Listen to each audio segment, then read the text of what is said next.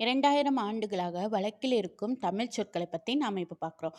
நான் இத 4 பகுதியா பிரிச்சிருக்கிறேன். தொல்காப்பியம், 8 தொகை நூல்கள், அ 10 பாட்டு நூல்கள், 15 கீழ்க்கணக்கு நூல்கள். இதுல தொல்காப்பியத்துல என்னென்ன இது இருக்கு அப்படிங்கிறத இப்ப பார்க்கலாம். தொல்காப்பியத்துல மொத்தம் 9 வார்த்தைகள் பயன்படுத்தப்பட்டிருக்கு. அதுதான் இப்ப வரைக்கும் நம்ம பயன்படுத்திட்டு இருக்கிறோம். அதுல கிளவியாக்கம், அகத்திணையியல், களவியல், கற்பியல், வேற்றுமையியல், புறத்திணையியல், அதுக்கப்புறம் வினையியல். இந்த மாரி இயல்கள்ல வந்து பயன்படுத்தக்கூடிய வார்த்தைகள பார்த்துருக்கோம். கிளவியாக்கத்துல வந்து உலகம், உயிர், அதுக்கப்புறம் வந்து ஒளி. இந்த 3மே கிளவியாக்கத்துல உள்ளது. அப்புறமா ஊர் அப்படிங்கிறது அகத்திணை. அகத்திணைங்கிறது வந்து உங்களுக்கே தெரியும். தலைவன், தலைவிய பத்தி பேசுறது. அதனால அது ஊர் அப்படின்னு ஞாபகம் வச்சுக்கோங்க. அப்புறமா அது மகிழ்ச்சி. மகிழ்ச்சி கற்பியல்ல மகிழ்ச்சிங்கிற வார்த்தை பயன்படுத்தியிருக்காங்க. கற்பியல்ல வந்து மகிழ்ச்சிங்கிற வார்த்தை பயன்படுத்தியிருக்காங்க.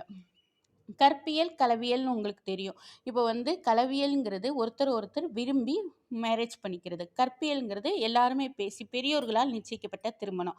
அப்போ அந்த நேரத்தில அவங்க மகிழ்ச்சி ஏற்படும். அதனால மகிழ்ச்சிங்கிறது கற்பியல். அன்புங்கிறது களவியல். ஒருத்தர் விரும்பும்போது அந்த இடத்துல அன்பு இருக்கும். அதனால அன்புங்கிறது களவியல் ஞாபகம் வச்சுக்கோங்க.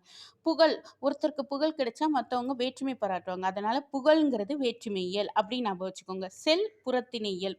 புறத்திணைங்கிறது வெளியில போர் நடக்கிறது, வீரம், கொடை இத பத்தி பேசுறது. அப்போ வெளியில நடக்கிறத பேசுறனால அப்படிங்கிறது புறத்திணையல் ஞாபகம் வச்சுக்கோங்க.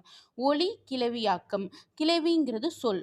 கிளவிங்கிறது ஒரு சொல். சொல் எப்படி உருவாகுது அப்படிங்கிறது தான் கிளவியாக்கம். உலகம், உயிர், ஒளி இதெல்லாம் கிளவியாக்கத்துல உள்ளது. முடிங்கிறது வினையியல். வினையியல் அப்படிங்கிற வினைனா ஒரு செயல். ஒரு செயலை செய்து முடின்னு தானே சொல்லுவோம். அப்போ முடிங்கிறது வினையியல். இப்படி ஞாபகம் வச்சுக்கோங்க.